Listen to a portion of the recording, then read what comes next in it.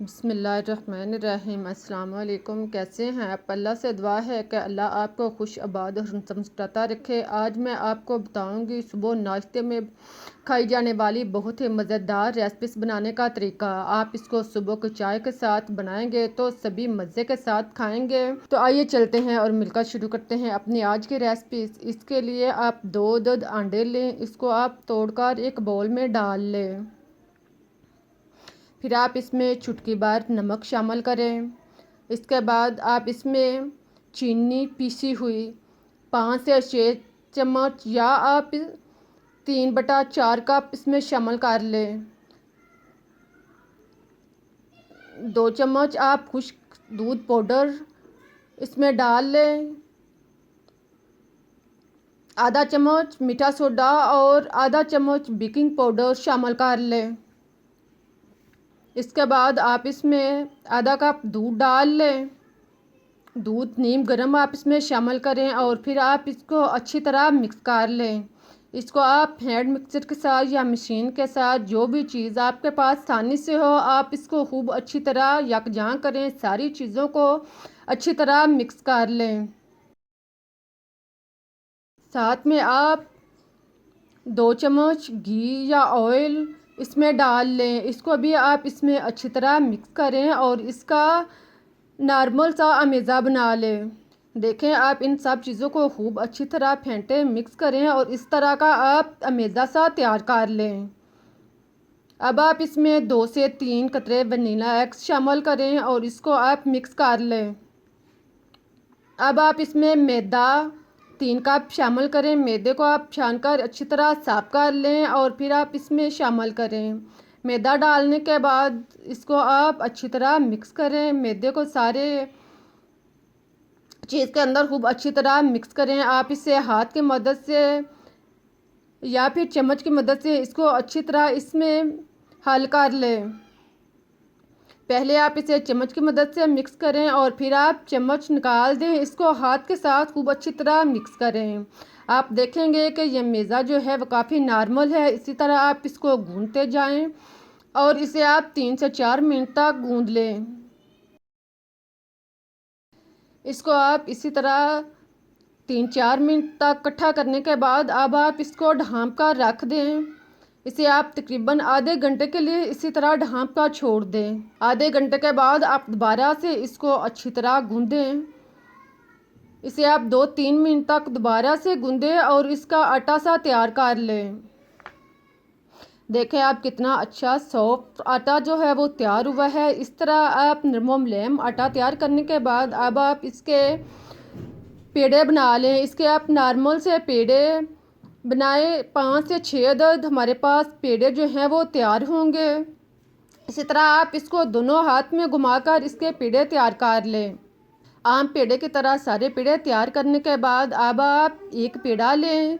इसको आप पहले हाथ की मदद से अच्छी तरह उंगलियों की मदद से इसको फैला लें और फिर आप इसको बेलनी के साथ बेल लें। देखें, इस तरह आप इसको बेलनी के साथ रोटी की तरह बेलते जाएं और इसकी आप नॉर्मल सी रोटी तैयार कर लें। रोटी आप इस तरह तैयार करें कि यह ज़्यादा पतली नहीं होनी चाहिए। रोटी को थोड़ा मोटा रख कर इस तरह की रोटी आप तैयार करें और बाकी रोटियां भी इसी तरह तैयार करके एक साइड पर रख लें। अब आप घी या ऑयल को गरम करें। इसको ज़्यादा गरम नहीं करना, बस आपने इसको हल्का सा गरम करना है और फिर आप इसमें रोटी डाल दें। रोटी डालने के बाद अब आप इसको स्लो आंच पर 5 से 7 मिनट तक इसको फ्राई करें। साथ में आप रोटी के ऊपर घी डालते जाएं और इसको फ्राई करते जाएं। आप चम्मच की मदद से या किसी भी चीज़ की मदद से आप इसके ऊपर भी घी डालते जाएं। आप देखेंगे कि जैसे जैसे रोटी जो है वो गर्म होती जा रही है तो ये फूलती जा रही है। इसी तरह आप इसको ब्राउन करें और साथ में घी डालते जाएं। लेकिन ख्याल रहे कि इस दौरान चूल्हा जो है वो तेज़ नहीं करना। इसको आप स्लो आंच पे, इतनी आंच होनी चाहिए जितनी कि आप चावल या कुछ चीज़ दम देते हुए आंच रखते हैं, इस आंच पे आप इसको फ्राई करें। जब रोटी एक साइड से ब्राउन हो जाए, आप देख रहे हैं कि रोटी जो है वो अपने साइज़ से तकरीबन 2 سے 3 گنا پھول چکی ہے، موٹی ہو چکی ہے اور براؤن بھی ہو چکی ہے۔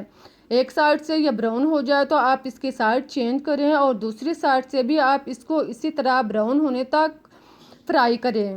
اس کو آپ مکمل طور پر براؤن کریں اور ساتھ میں آپ اس کو دباتے جائیں۔ آپ جیسے جیسے اس کو دباتے جائیں گے تو روٹی پھولتی بھی جائے گی اور اندر سے اچھی طرح فرائی ہوگی، اندر سے کچی ہوئی بالکل بھی نہیں رہی گی۔ آپ دیکھ رہے ہیں کہ روٹی دونوں سائڈ سے براؤن ہو چکی ہے اور پھول بھی چکی ہے۔ جب روٹی اس طرح کی تیار ہو جائے، براؤن ہو جائے تو آپ اس کو نکال لیں۔ اس کا آئل جو ہے وہ اچھی طرح ریموو کر لیں اور پھر آپ اس کو نکال کر پلیٹ یا ڈش وغیرہ میں رکھ لیں۔ دوسری روٹی بھی اسی طرح تیار کر لیں۔ اس کو آپ آئل میں ڈالنے کے بعد آپ اس کو فرائی کریں، ساتھ میں آپ اس کو دباتے جائیں۔ روٹی اگر درمیان سے پھولتی جائے تو آپ اس کو دباتے جائیں اور اس کے اوپر آئل ڈالتے جائیں اور اس کو فرائی کرتے جائیں۔ آپ دیکھ رہے ہیں کہ روٹی جو ہے، نان جو ہے وہ اپنی سائز سے کتنا بڑا اور پھلا ہوا تیار ہو رہا ہے۔ یہ آپ کا ناشتہ بیسٹ تیار ہونے کی نشانی ہے۔ جتنا ناشتہ یا بریڈ جو ہے پھولے گا اتنا ہی اچھا اور مزے کا تیار ہوگا۔ دیکھیں آپ اسی طرح اس کو پہلے والا عمل سارا دہراتے جائیں اور آپ اس کو اچھی طرح فرائی کر لیں۔ اسی طرح جب یہ دونوں سائڈ سے براؤن ہو جائے تو اس کا آئل ریموو کرنے کے بعد آپ اس کو نکال لیں اور باقی روٹیاں بھی آپ اسی طرح تیار کر لیں۔ آپ دیکھیں اب ہمارے سارے بریڈ جو ہیں وہ تیار ہو چکے ہیں۔ اب میں آپ کو توڑ کر دکھاتی ہوں کہ بریڈ جو ہے وہ کتنا اچھا نرم تیار ہوا ہے اور پھلا ہوا بھی ہے، اندر سے بالکل کچا نہیں ہے، اندر تک یہ فرائی نرم گلا ہوا ہے۔ آپ اس طرح سے بریڈ کو بنائیں اور صبح کو چائے کے ساتھ آپ اسے کھائیں۔ آپ اسے چائے کے ساتھ بھی لے سکتے ہیں، لسی کے ساتھ بھی لے سکتے ہیں۔ بہت ہی مزے کا بالکل نیو قسم کا ناشتہ ہے۔ آپ اسے خود کھائیں، بچوں کو دیں۔ بہت ہی مزیدار ریسپی سے امید ہے کہ آپ لوگوں کو میری ریسپیز بنانے کا طریقہ پسند آیا ہوگا۔ اگر ریسپیز اچھی لگی ہے تو اسے لائک کریں، چینل کو سبسکرائب کریں اور اسے شیئر کرنا مت بھولیں تاکہ میں آپ کے لیے اس سے بہتر اور مزے کا ناشتہ اور ریسپیز آپ تک پہنچا سکوں۔ اب مجھے اجازت دیں، پھر ملتے ہیں ایک نئی ریسپیز کے ساتھ۔ تب تک کے لیے اللہ حافظ۔